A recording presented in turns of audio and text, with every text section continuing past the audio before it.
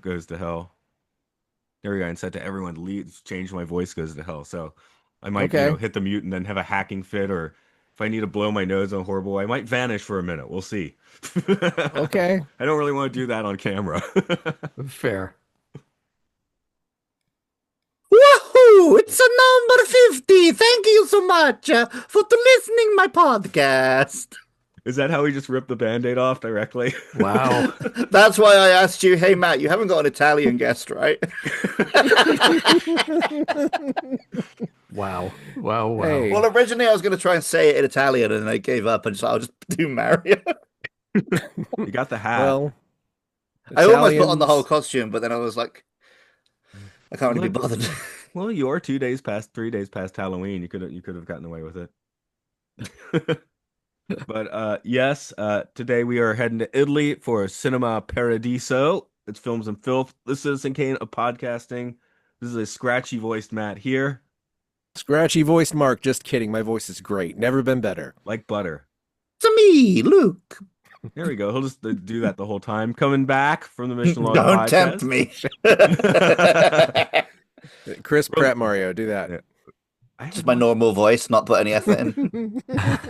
From Mission Log, it's John Champion coming back for Hi there. on a good lister. When were you here last Yeah. time? You've been here since.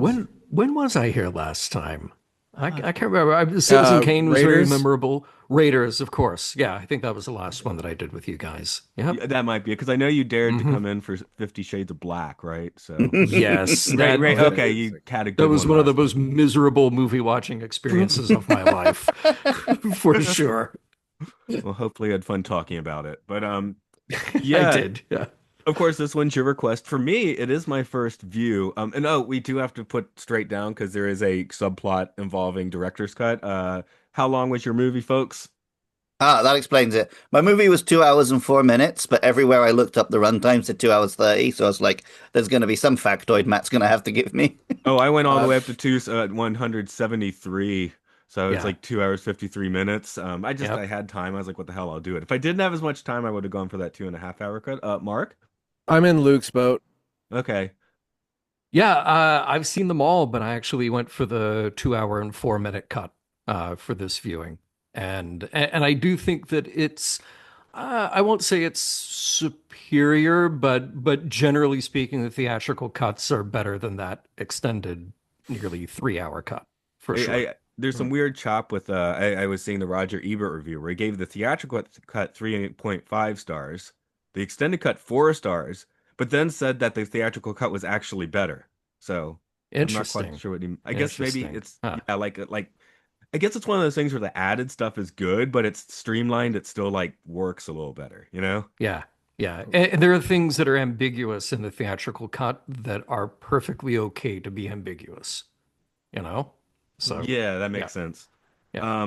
But yeah, it was my first viewing of the film. I definitely remember it because in the late '80s and all the home video stores, what do we have in Atlanta? West Coast Video and Video Library and stuff. And this was just heavily promoted. And then it's like 10 at the time, so I was like, oh, that's not a movie for me. It had the sparkly lights, it had a cool font, like it halfway seemed like a movie to me. Maybe it's speaking to my future movie dork, but then I was like, I'm 10 years old, and even though the movie seems to have a kid, this movie is too old for me. Not in a horror movie or like, intense drama way. Just like felt like I'm not ready for this movie. Right. A Having little a too I fun. had serious. Yeah.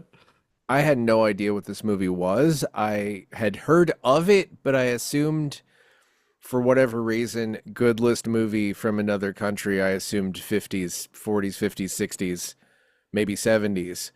Um, this sort of slots in right before I was really familiar with film in general because I uh, grew up just watching what was on TV. We didn't have cable, so this is a weird kind of yeah, very much a first time for me. And yeah, I guess I think I'm in the same boat as Mark because I'd heard the name, but then there are other things with similar names, so maybe I didn't even do that. I did. Yeah, I watched it this morning. I finished it about 20 minutes before I came onto this call.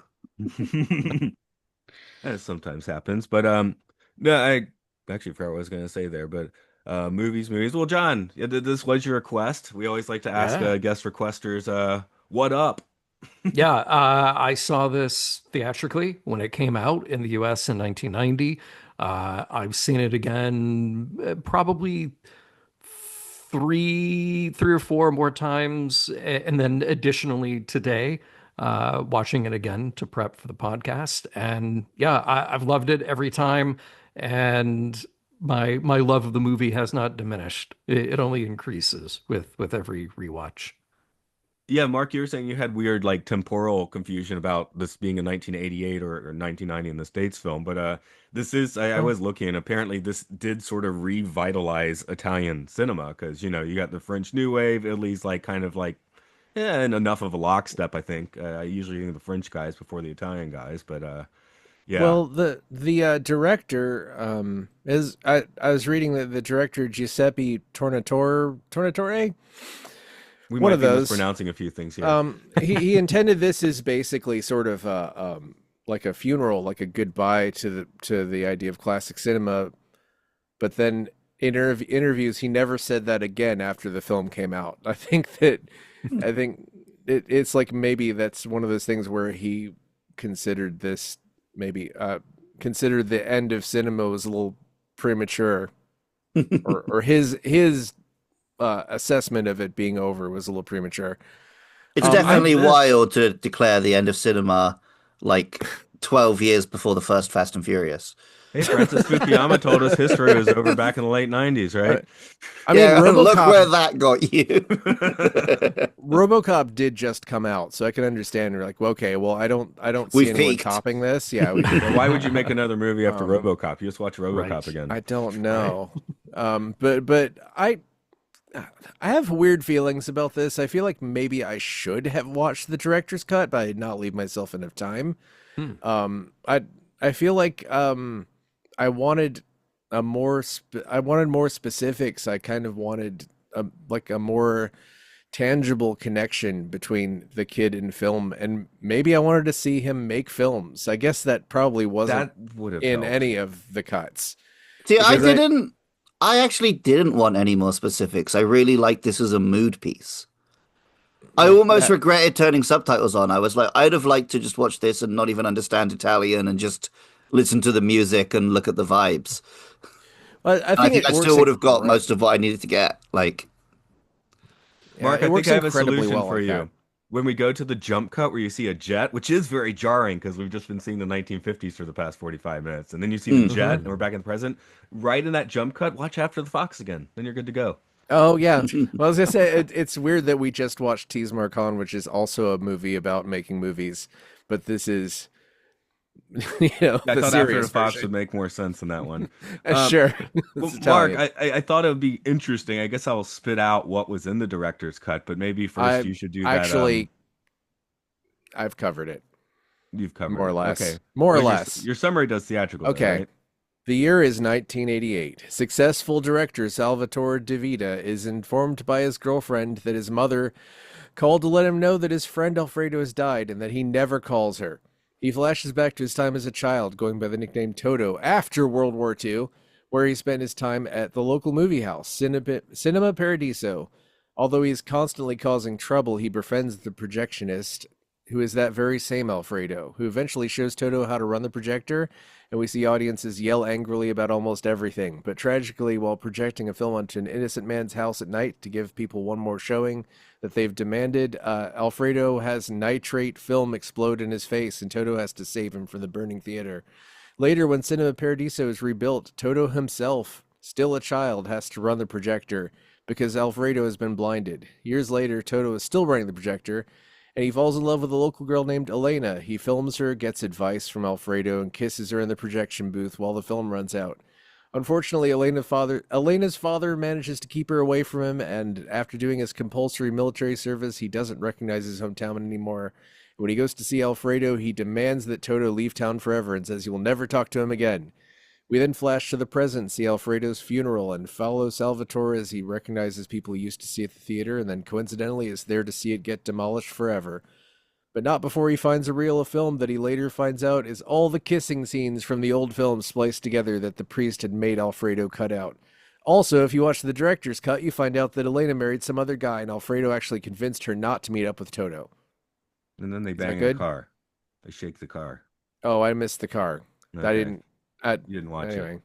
I didn't watch it, so yeah, I missed the car. Mark's priest made them cut out the banging in the car scene.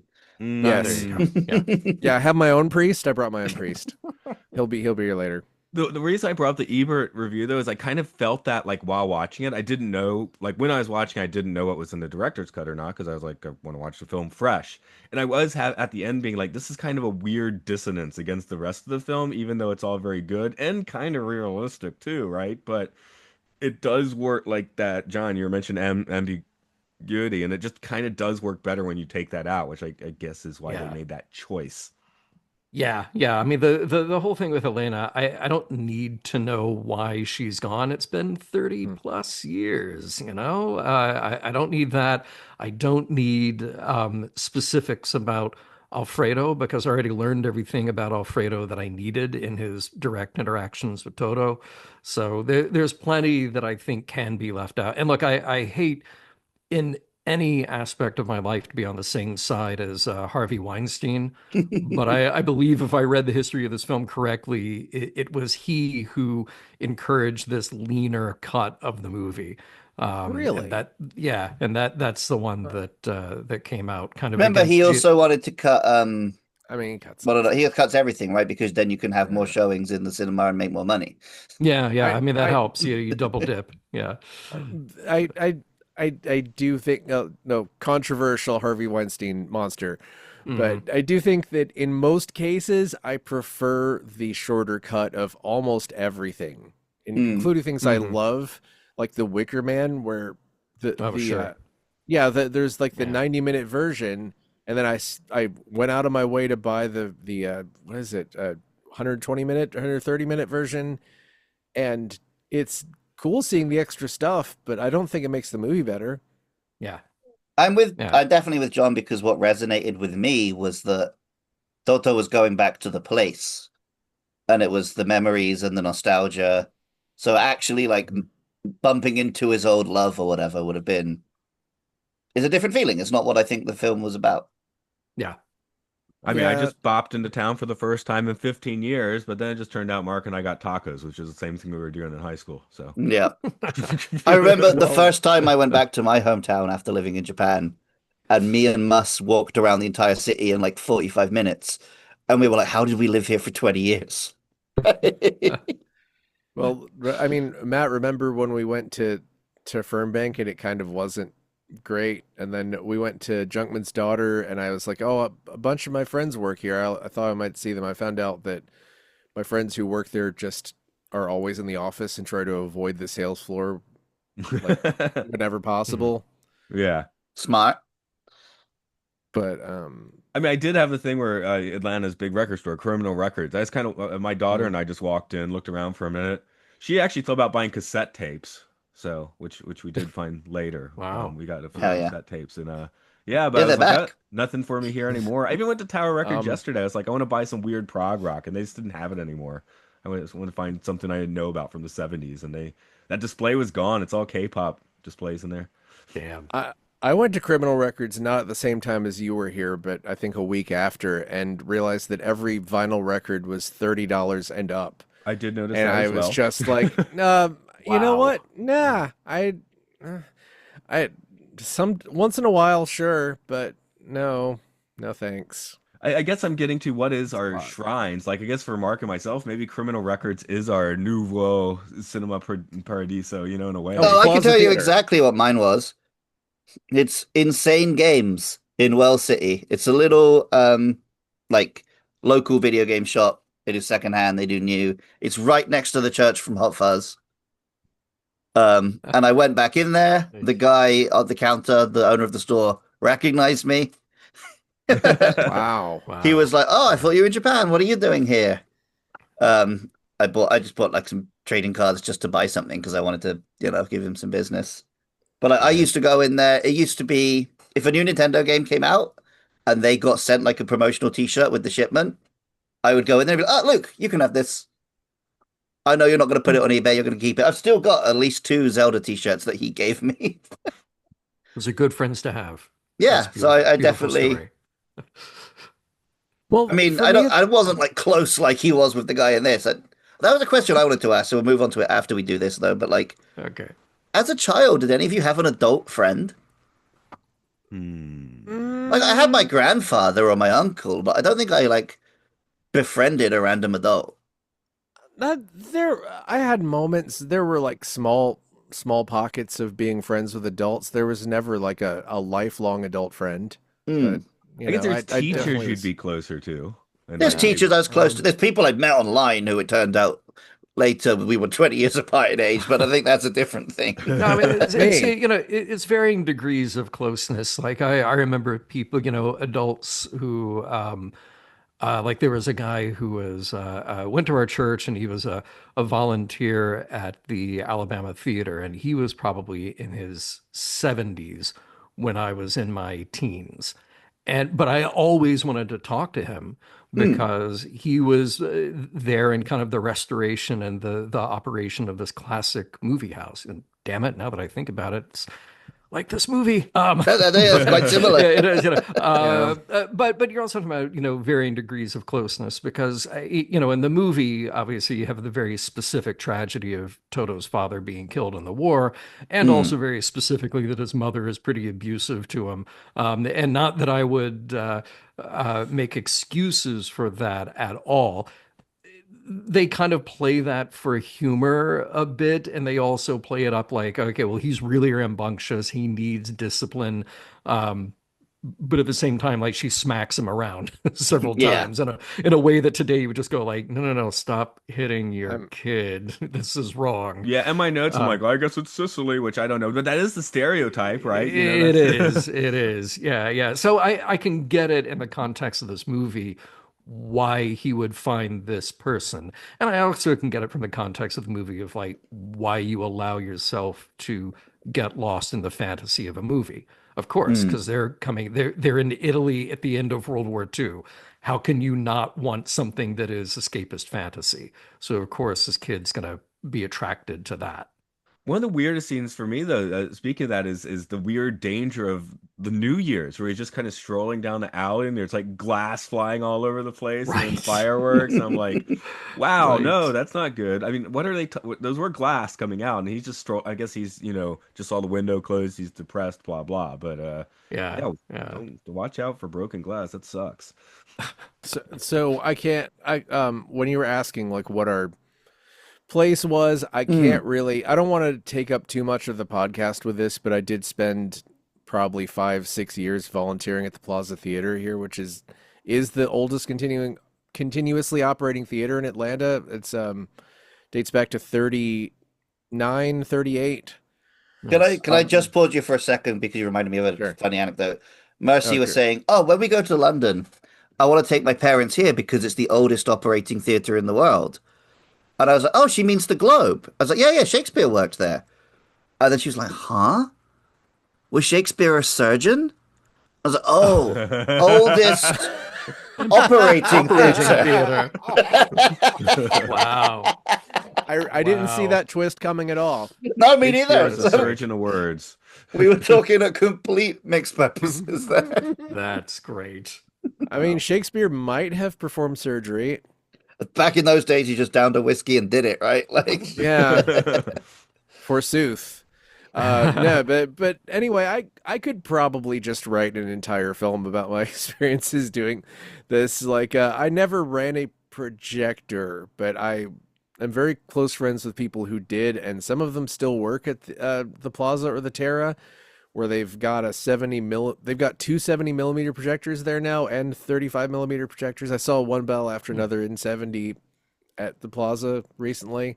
It's changed hands a couple of times, and that kind of I don't know, it kind of did something to me because my friends basically were forced to sell it because they weren't making enough money, and then the next guy was kind of scummy, and one of the first scummy things he did was do a screening of Star Wars Episode 4 and said it was original, and it Hmm. wasn't.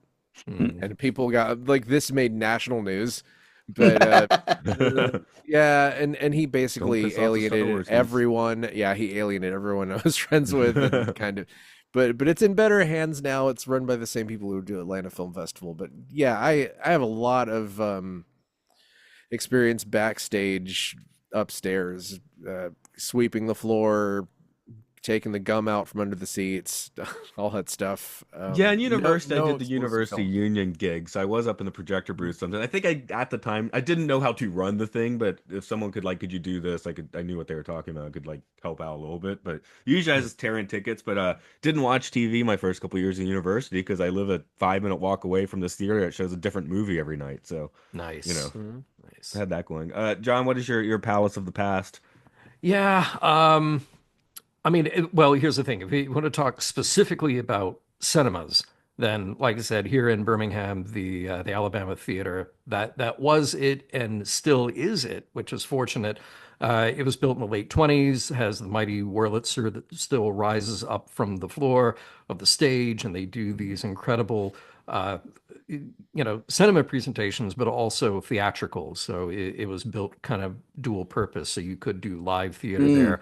There were vaudeville shows that came through. So that's pretty great. And it's still thriving, which after a long time since the 60s, really, when downtown Birmingham started to die, a real revival effort was made starting in the mid 80s, and they're doing well. They're doing great. So that's a really iconic place that has my heart for sure.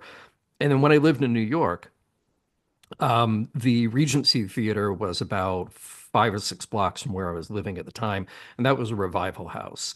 And for a summer, my mom and I would go down there, maybe not every day, but several times a week to catch double features of all the greats from the 30s, 40s, 50s. So that had a really strong impression on me. Um, but more to the theme of the movie, if you're talking about those places that just kind of changed or went away, and made you realize like, oh, I went away, I came back, and the world kept going here, even though I was gone. Um, there were a lot of those. You guys were talking about record stores, and definitely like Charlemagne Records here was a major thing because it was one of the few independent places you could go into and actually have a conversation with somebody who knew what they were talking about, make recommendations for you. And this is a weird one, honestly, but the school that I went to this private school here, fifth through 12th grade, right? Small place. When I started in fifth grade, 12 students. When I finished my senior year, I think that class was maybe 40, 42, 43 people. And forever and ever, that building was exactly the same. Like you look at pictures from 20 years before I went there, exactly the same. And you look at pictures my year and years after, exactly the same. And then I came back one year and everything changed. And I could not find my way around that building, and it was very strange. It was a real like out of body experience. Like I spent 8 solid years here. I knew everybody and everything here. I knew how to get around it, and now I just don't. It's not mine anymore, I you had know? that pretty hardcore. My high school has been, raised and rebuilt. So when we're driving around with my daughter, I'm just like, well, that's it, but I don't recognize Yeah. that. Right, And right. I was telling Mark, maybe Luke, the weird thing being back in Atlanta, like around my parents' house, I still remember where everything is, but we got into other parts of the city. I'm like, I know every road name. I recognize all of these places. I cannot for my life remember how any of them connect to each other. Right, right, right, right.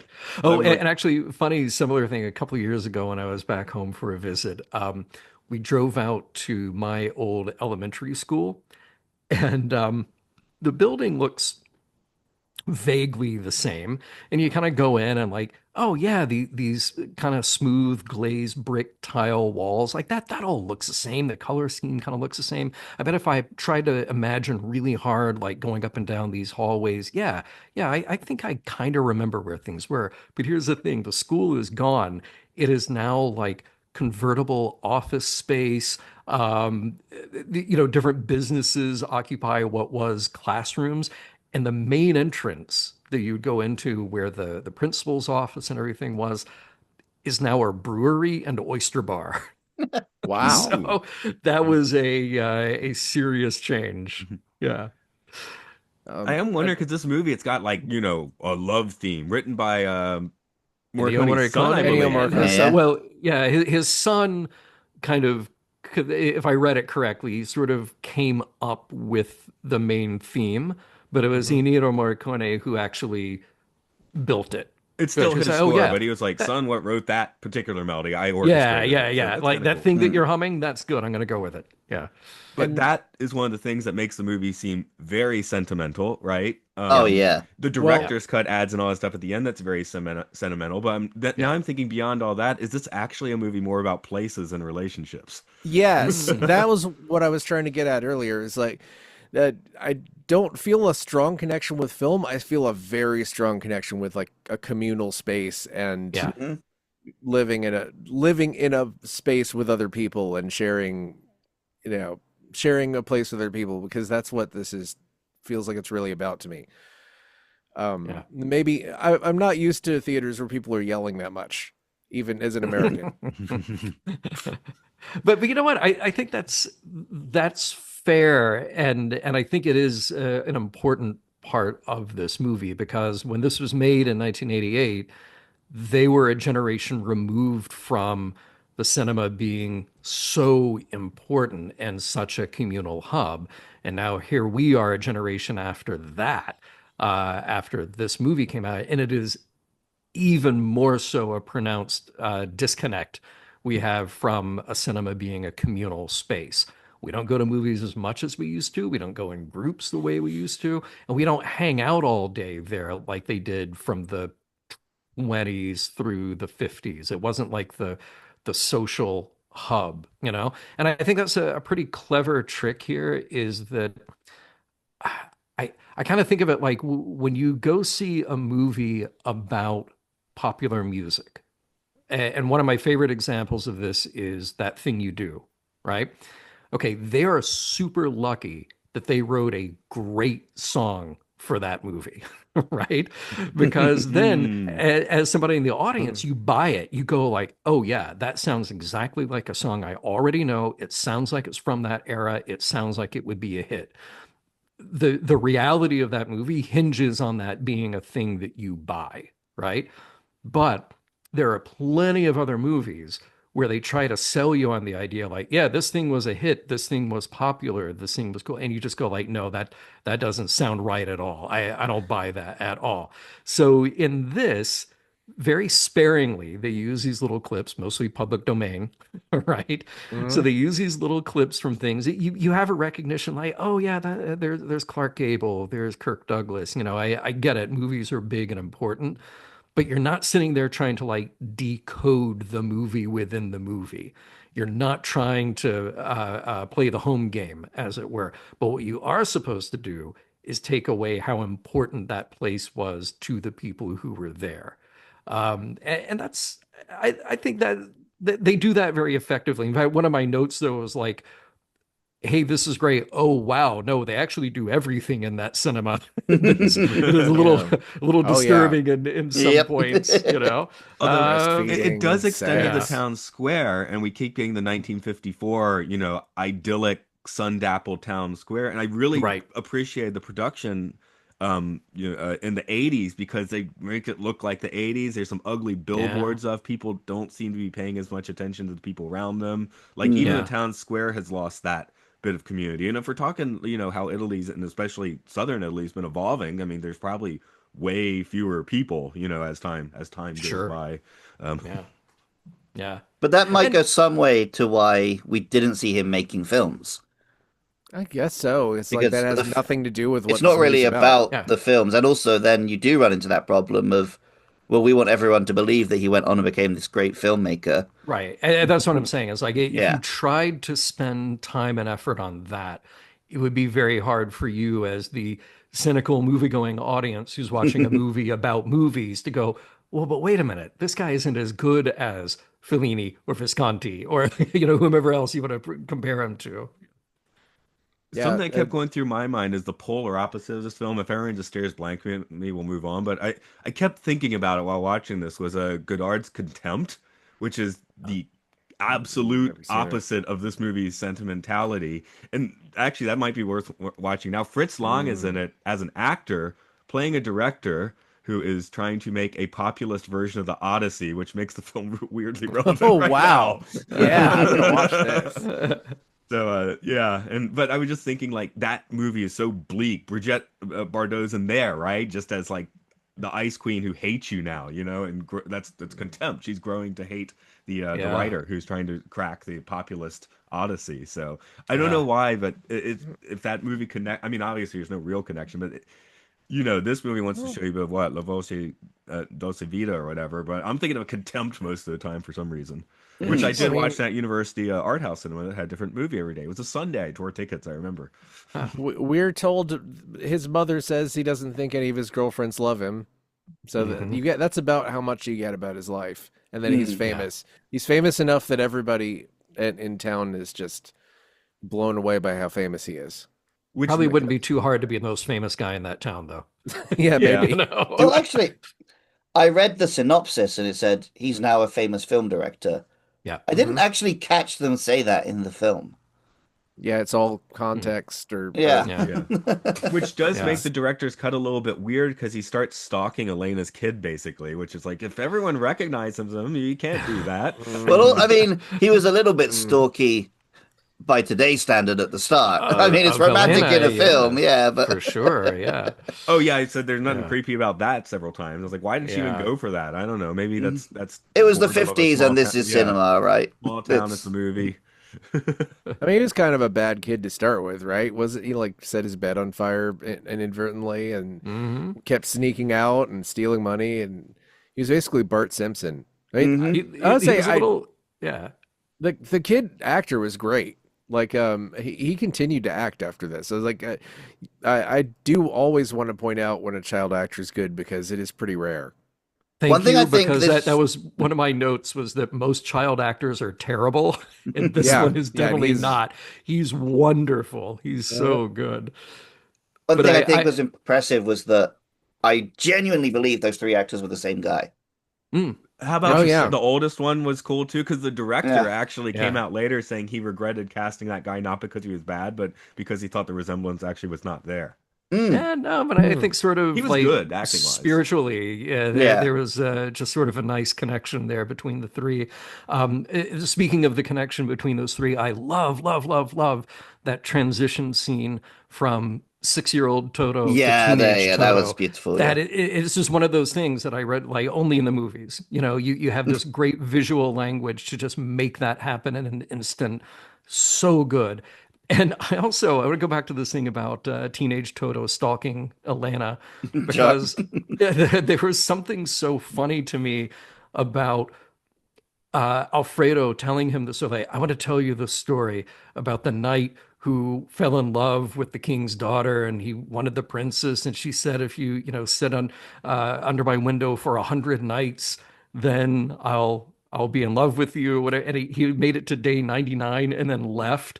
And Toto says, like, basically, what is the meaning of the story? He goes, I don't know. Yeah. Figure it out. So I love the idea of Alfredo just being like, this haphazard, like he's not even a philosopher. He's just like he's kind of trying hard.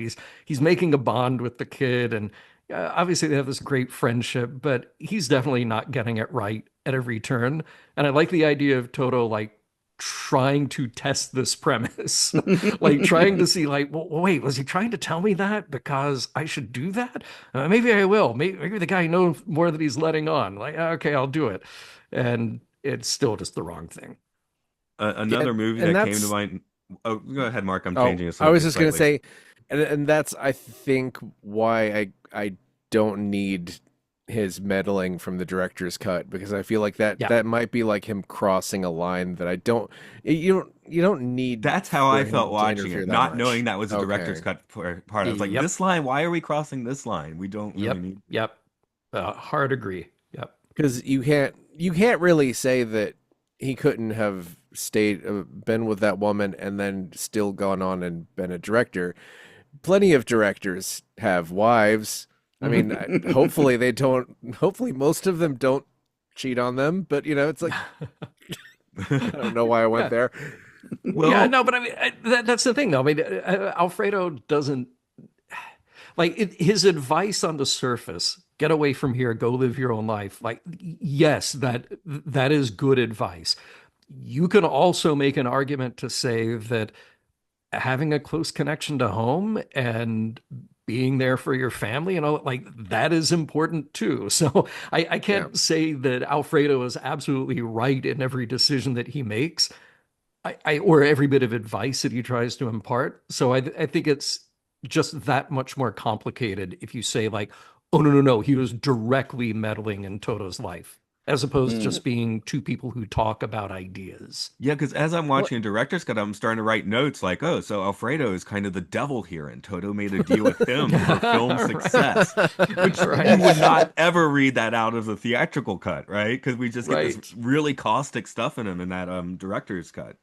well, he Right. crosses the line even just in his whole spiel to him when he's about to leave. He's like, "Don't ever come back here. If you come to my house, then I'll pretend I don't know you. I won't speak to you. I won't answer the door." It's like he's like almost hysterical. And again, yes, it's a good advice to be like, go where your heart takes you, Mhm. wherever that is. But yeah, it It, feels it, like he it, took it- it literally because he just hadn't yeah. been back there for 20 years. But I guess Yeah. it did well for him because he's famous now. Right. The line that I Like, really liked was when he says to the mum, like, "Oh, it's only a 1 hour flight." She's like, "Don't tell me that after all these years." right. At Right. least I Right. had a frickin' 12 to 14-hour flight to contend with in my Yeah, case. yeah, yeah. We have an Exactly. excuse not for going home. Yeah. Exactly. By the way, Luke, one movie you introduced me to, which if you cut out, you just take the first 30 minutes of Cinema Paradiso, it Mm. kind of becomes an educational film like Powerful Stuff, right? Because they keep saying the Yeah, nitrate is very flammable, be Oh careful with the yeah. yeah. nitrate, and then he Hmm. messes up the nitrate, and now he's I blind. bet. Yes. Yeah. Yeah, if I, Hitler ever comes to your theater, then you set all of it on fire. you know what to do. Yeah. I I guess actually, so. I had not remembered how gruesome that was. The reveal of Alfredo caught in the fire and multiple Hmm. shots of him being in the fire and then how And on badly he fire and was stuff. burned. Yeah. Yeah. Yeah. I had forgotten that. Which they did Yeah. not keep applying, like damage makeup on him the whole time. So I guess that's probably for the best. Yeah. Second degree, maybe. I Yeah. did as much as it's like, oh, that's nice. I did note because it's all like 1 to 2 second shots at the funeral where he's recognizing people at the Mm. end. I was like, oh, so much bad age A makeup. bit. Yeah. Some of them are better than others. Some were better than others. That's true. I mean, obviously, it's like hero models, right? You make sure that the one or two that's going to be in a close up look okay, but Yeah. there's like five people that are going to be in mid shots. It's like, but I'm watching it in a not like Blu-ray quality, and was like, ooh. Yeah, but Matt and I talked about this for a second before we started recording about having to watch a blind guy and feel bad for him. But it's like you do basically he's always set up in a room where he basically can just talk and hang out with Toto, which is makes me feel less bad. Sometimes Mhm. when characters are blinded in movies, it makes me really just viscerally upset because I don't want to be blind. It's like Luke's thing with severed limbs. How about Anchorman That's 2? Does that one work for you? uh, That I is, think I oh watched God, it that cracks once. me up. I, I I, I don't have I have the very unpopular opinion that Anchorman 2 better than Anchorman 1. Okay, I look, have I, Matt's I Anchorman 2 Blu-ray, and I've had it for about 7 years, and I still haven't seen that film. I've look, watched, I I don't think it's downloaded and watched better. it since then. I don't think it's better, but the scenes where he thinks he's blind are absolute. They make me laugh my ass Is it off. like the Ricky Bobby paralyzed thing? Oh Oh, wait, I didn't remember that from Talladega yeah. Nights. Yeah, where he's I sat in the wheelchair, and they're like, "But Ricky, you can walk." oh right. That is great. God, I got to rewatch all Similar, these things. but yeah, but not yeah, similar. And oh my God, it yeah, I will laugh out loud every time. This will be one of the most annoying things I say today, but I really didn't like the editing in Anchorman 2 because there were a lot of scenes where two people were having a conversation and it just kept cutting back and forth between the two people, like seemingly at random, presumably because they had a bunch of footage that they had to try and carve a scene out of. Hmm. Um, anyway, it was funny though, and my Yeah, friend Theo had a cameo in it. Shout out to Theo if you're listening because it was filmed here. nice, Cool. nice. Let's see. And this, oh, you guys have Africa stuck in your head while watching this movie, or is that just me? What? No. Because we got Toto. No, Oh, I it's just see. you, but now it's me. Oh, Great, I thought you were talking about great. the music kind of sounded like Toto, and I was like, I don't Like think the Dune so. soundtrack? No, no, every time they say Mm. his name, I'd be like, Oh, I get Africa stuck in my head again. Which I recently watched the video for Africa, and I was like, oh man, these guys are doing it way too hard. If you watch that video, it's really funny. So then I put on like a live video of Toto from about 5 minutes, 5 minutes ago, five or in the past 5 years doing Africa, and they were doing like 5 times harder, like making Hell yeah. faces at the mm, camera and stuff. I was like, oh my God. awesome. Oh God, Well, It's not there a is. song you can half sing. no, No. You no, got to put no, your whole bussy into Africa. exactly. Yeah, or you can listen to it while you're. What is that video where it was a mall where it's just a dead mall with Oh it yeah, it's echoing through playing. the mall? That was great. Hmm. So basically, the director worked with Ennio Morricone on I think every film that he did He did like until 13 with them, yeah.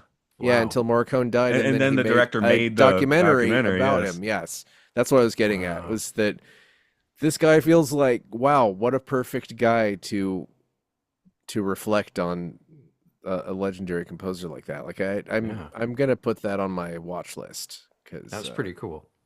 yeah. I But guess my favorite yeah, Morricone though is when you get a nice tremoloed baritone guitar in there, you know? I I mean don't he's that's how my do I pick? jam. How do I pick? It's weird that we're doing this before a lot of spaghetti westerns. Like we I was haven't done gonna say, any I spaghetti almost said westerns like, yet. "Oh, is this our only Italian film?" And I was like, apart from all the Nope. westerns we're gonna get to in the second half of the list. Well, Something I we're mean, going to get to, which technically, has Once some Upon a Time in tonally, America. yeah, I feel like an outgrowth of this movie and the reignited Italian um film industry is like in 10 years we have to contend with Life is Beautiful, which is going to be a very interesting watch 30 years later. Um Hmm. Schmaltz in a very strange way. What's the word on the day that the clowns cried on that, by the way? Oh, I don't think that that's any closer to. I think maybe the rumors of it being released were exaggerated. I've Okay. heard things like there isn't a cut of it, like it's all footage. I Mm, don't know. Hmm. But the internet loves to just say, "Oh, inevitably this thing is coming that you want," and it yeah. doesn't. Just because I Right. feel like when we watch a movie, like that movie does fall over into the pit of Schmaltz, where the Cinema Well, Paradiso is yeah. like standing on one foot, like on the edge of the cliff of Schmaltz, and it does a good balancing act, but it's definitely teetering up there. That's kind of my feeling having watched this. John, do you know anything about? I feel like you would know something about this, like the release of what the day the clown cried. David, I think you and I probably read the same article, what, couple of Hmm. months ago, and there was something in that about there being some form of it in the Library of Congress, and Hmm. then separately other collectors who claim to have seen it. Somebody who says like, "Oh, I've got a VHS copy of it," But yeah, even trying to parse what that article was saying, there was nothing concrete. There was nothing like, oh yeah, you'll be able to buy this on Blu-ray in 2026. No, there was nothing like that.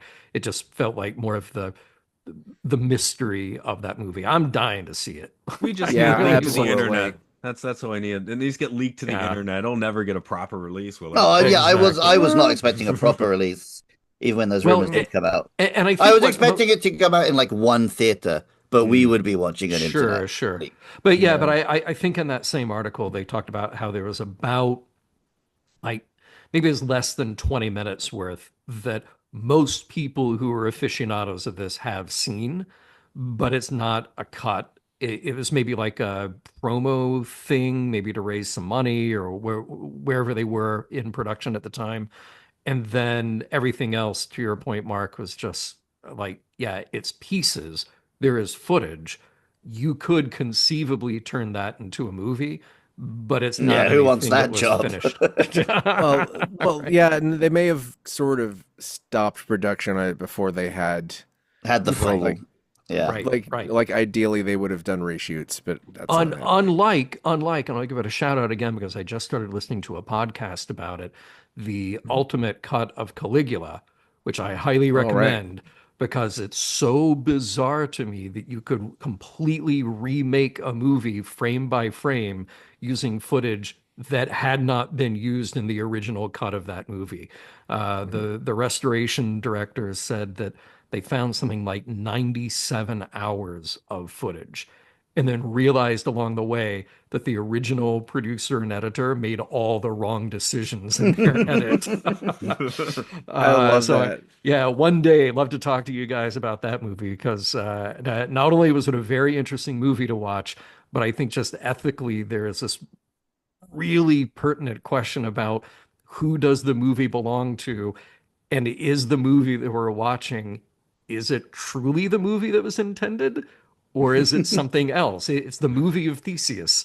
There are no Uh-huh. parts from the original that exist, No, in Well, this regular. and cut. they do that now with Star Wars Rogue One. Infamously, I think they shot 15 hours for Yeah. that, and if you watch the original trailer, has several entire Yeah, scenes yeah, that were just sequences of Scenes not. just shots, not yeah. there. Yeah. Well, And Matt, Yeah. you Yeah. always bring up the latest Mission Impossible where they filmed 3 movies and gave us one of them. Probably yeah, should have chopped off the first hour. I was also mentioning the regular thing. regular guest Andrew when he doesn't really drink, so when he turned 21, instead of going to a bar, he's like, well, they won't rent you Caligula unless you're 21. So that was his 21st birthday celebration. We rented Caligula and watched it.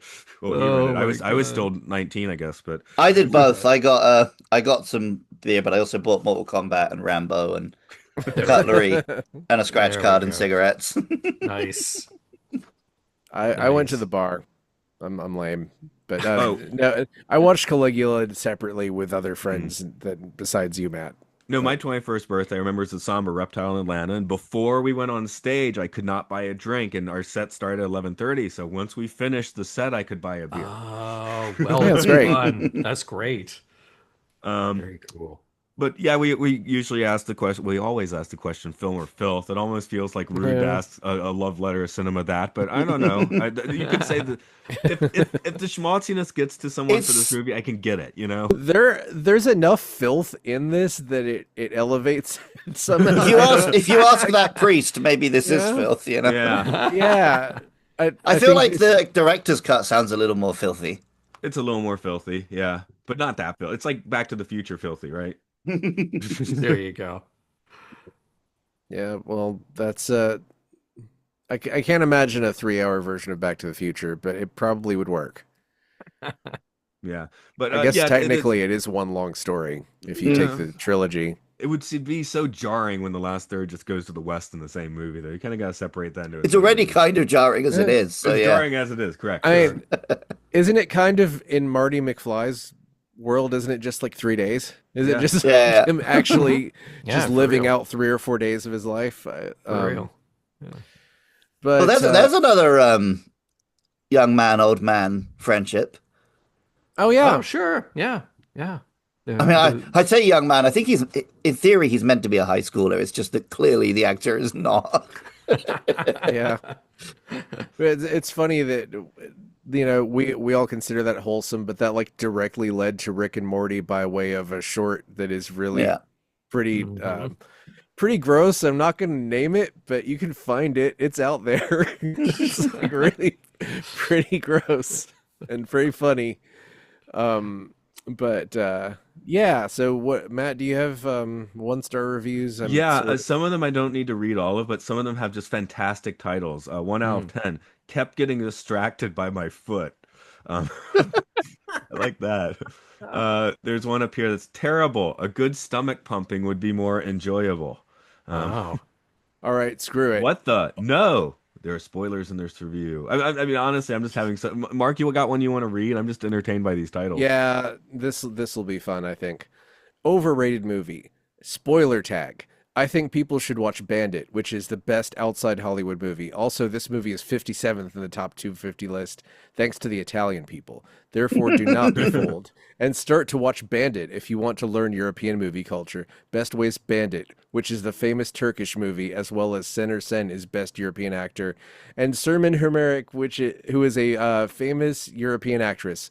On the other hand, Yavuz Turgle has a big role in the European movie sector, and this sector develops thanks to Yavuz Turgle.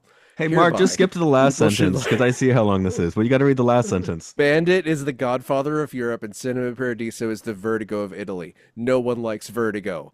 13 Well, out of okay. 70 people found it helpful. So the guy who wrote that review, exactly what was his role on Bandit? Trying to figure this out. PA, was he an Dokugan? investor? Okay, he looks like he has a real name, so I'll see if I can go to the IMDb page for Bandit and see what he did.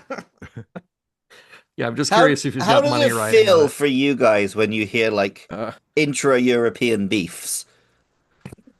Like the idea of like a It's Italy and it- Spain, or yeah, it's kind of adorable. Yeah, it's really cute. But there's been a few movies where we did get the impression that some not nationalists, but how some movement of people put the movie on whatever list. Smolensk kept going down on the list because there were additional Polish controversies. So Smolensk went down to number one with a bullet. We keep the Tiger Bollywood movies, right? yeah. Those clearly are on the bad list because a lot of people, like are just coming and like crapping on it. Whereas we're watching them and we don't know any of this stuff. We don't get the Nepo baby stuff. We don't get that weird offense, to Pakistani history, but they do in Yeah. Pakistan, and then and somebody's voting on IMDb. So Well, I don't unless this is a pseudonym. I don't think Dogukan Gultakti worked on The Bandit from 1996, but it is at an 8.1. Ooh, So, wow. respect. It's pretty close to being a good list film, and Yeah. it looks cool. All So, right. shout outs to The Bandit. We have a Turkish film on the bad list, right? yes. I think we Maybe do, maybe I will try and watch The Bandit as well, just so that I don't come away with a terrible impression of Turkey. Yeah, we don't want to start another inter-European beef with the UK and Turkey.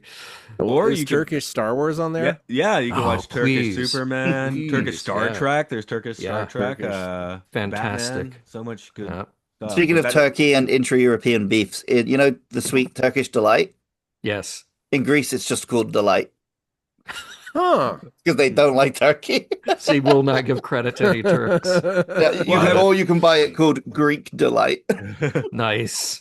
I've seen Well, that I mean- meme that's like the Chronicles of Narnia were just sort of a psyop to trick American children into thinking Turkish delight was good. It's my mum's favorite candy. I kind of like it, but I can understand not liking it. It's one of if you give me a piece of Turkish delight, great. If you give me a box of Turkish delight, Yeah. that's you've that's attacked just me. rude. Yeah, Yeah. that's what it's all. That's like a divinity or pralines. It's just like too much. Oh no, Yeah. pralines I can polish off a box. Ooh. Okay, that's Yeah, we'll I can't get do you it. some. Yeah. I'll bring you some when I come to Japan. We got lots of pralines here. I guess we'll wind back around to the movie just for a moment. If anyone has a final point they want to throw off on it, throw into it, talk Turks about in it. Space is like the third lowest rated movie. Yeah, Is it a now I'm Turkish super movie? curious about that. Yes. Okay. Nice. Nice. I was The scrubbing storyline through is the son of the man who saved the world is searching for a crew member of a spaceship who's been missing for 8 years. Well, All right. anyway, well, yeah, it's very interesting that we have pretty much directly halfway through the list, we have 2 movies in a row about movies. So that's kind of cool. We started not quite started, but very close to the start with Singing in the Rain, right? That's There pretty are early. quite a few films about filmmaking that do sneak their way into the list. Yeah, but I even guess though, People I who think are film buffs rate them highly, right? So it makes sense. That could be part of it. I would put Ed Wood on the top 100. mm, And I think personally Ed Wood is a better film about filmmaking than those two, but I might be biased. I one think of my also- favorite films is about It's filmmaking, a great film. Yeah. King Yeah. Kong. Oh yeah, you're right. Okay. Good Right. call. Yeah. Did That really should be. does Hugo make it onto any list about films about film? No, Not on our I list. think that's high-ish. Mm-hmm. I wasn't crazy about that movie, but I saw it in 3D, and the 3D was like kind of overbearing. Ooh, yeah, that sounds. It was a bit, kind of a bit much. I Yeah. remember it Like- coming out and being like, oh, it's a masterpiece, it's Um, a savior. It might be one of those films that's going to hold up better now that there's not so much Mm. talk and hype. When I $7.5 saw it, million was I 7.5. interesting. I did yeah, kind of it did just kind of make me want to go watch all the Georges Méliès yeah, films, yeah, like rather than watching Hugo. But yeah, yeah. it But definitely that's a good it's a thing to good make you want to yeah go back to the source. Yeah. for Because I sure. remember when that came out, they put out a toned version of Trip to the Moon with like Air on the soundtrack. I like that. So Oh yeah, Right, yeah. I've definitely watched that at some point, maybe I made you but watch it. I don't know. Um, Maybe you did. I don't think you'd have to, but yeah. yeah, that would be great, perfect for a party. Hmm. I guess we'll wind this one down for today then, John, if you want to tell the folks where we're at, and then we'll make our announcement of what is coming. What is coming? Yeah. When does this come I out? think this comes out like next week, right? Like in 3 days. Oh Oh, wow. 3 days. Okay. Yeah. All right, then we're almost to the penultimate episode of Voyager. We're right at the end of season 7. In fact, as of this recording, we'll be recording the final episode, Endgame, in about 3 days, 2 days, actually. Yeah. So I got a lot of homework to do in the meantime, but we're going to wrap it up. And then we're going to do some sporadic wrap up and supplemental shows over the next few months, and then come back with Enterprise after a healthy break. Yeah. So Yep. find it all at podcast.roddenberry.com. And I'm going to be watching Enterprise for the first time along with you Wow. guys. Oh, First time excellent. ever. Yeah. All Yeah. right. Can't quite do it. I got this streak of light coming in my window, and I was trying to make it look so like my mouth was open, like light was pouring out, but doesn't No, work it's that pretty cool. way. I thought you were going to do a Shatner and get I it was just right saying, he's like a across your reverse eyes. Shatner. Yeah, he was Yeah, yeah. just Yeah. There we go. There you go. Ah, Yeah. I got to bring Now the it's camera very down. There we dramatic. go. Nice. There we go. Okay. Yes. Except I'm That's blinding the look. myself, That's the look. doing that. Yeah. Who wants Okay. to? Who's making an announcement? I feel like Luke. I think You it Hey, was Mark's idea, but if you it's want me to do it, I am probably the one who's done more of these. yeah, you're the one to give it the riz.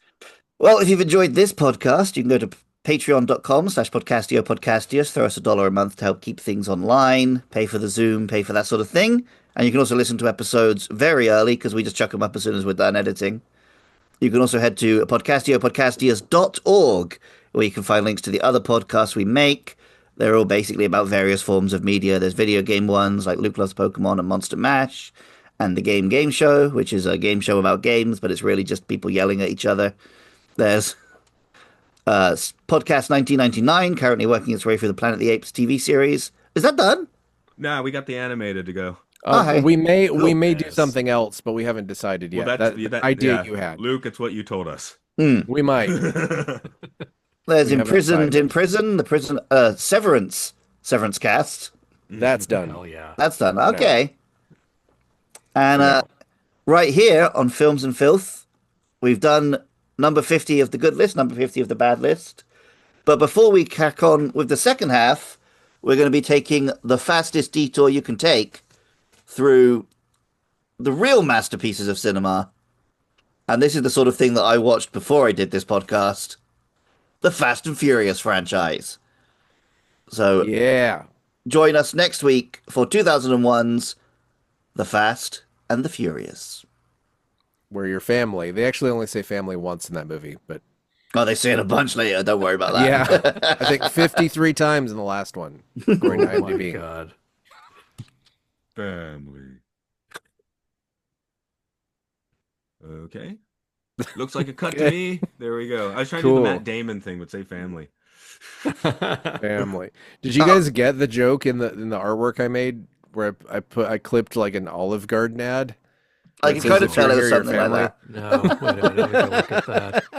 Oh, Okay, there we jeez. go. Ah, Now I'm yes. seeing it. Ay, ay, ay. So subtle. That's good. Oof.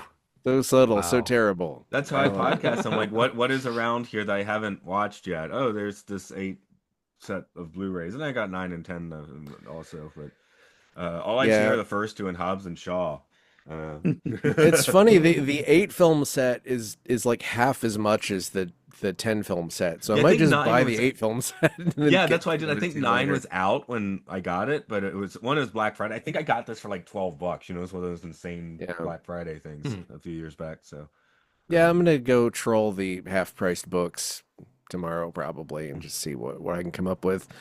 If not, then I'll just Amazon it. But Anyway, John, you're in. Yeah, when we finish the yeah. Yeah. Fast and Furious stuff, it's not too long till we get to Casablanca. So Oh, sweet. coming in about Yes. that. Yeah, I've and we've never seen actually it, but it's also my mum's favorite film. Wait, I thought you Oh, had seen it. interesting. Why did I think you I had saw seen it when it? I was like 5, maybe, but I've not like Okay. seen it. Wow. Oh, it was Uh, 12 Angry Men that you'd seen. Yeah, I watched it in Whereas, like, psychology none of us had class. seen that. You're gonna love Casablanca. I think I saw that when I was in high school and completely jaded, and I absolutely loved it. So Well, it's an incredible movie. Yeah. I loved Barbed Wire. oh Oh yeah, yeah. well yeah, and you're almost to Deep Space Nine, so you're gonna like get all the Casablanca Yeah, you can handle exactly. pretty soon. It's Ah, Casablanca in space. Yeah. Yeah, I did the theatrical version when I was living in Chicago. Somebody had done a revival of the stage play, and that was cool. That was fun. Awesome. It was interesting to see it done like that. And there are artifacts from Casablanca on display at the Academy Museum in LA. So happy to share Whoa. some photos from that. Very Awesome. Yeah, yeah, it's so good. I mean, that is the studio system at its peak, like everything working exactly as planned. So with yeah, no Yeah. one really in there to be like, I'm making a masterpiece. That's it. So yeah, no, Luke, no. when you're Well, like, I think Luke is the most against auteur theory, and Casablanca is like Exhibit A for you, I think. well, Yeah, it's the exact I, opposite of that. Yeah. I think almost everything great is either made by accident or made by someone just being completely left alone because the studio doesn't think. I mean, that's how they made Mega Man 2. And they basically they like stuff like Nightmare Before Christmas where the studio was just like, I don't know what you're doing, just do whatever you want. Yeah, You know? yeah, exactly. Anyway, I will hit the record. So thanks to anyone still listening over on the Patreon. Bye Yep. bye.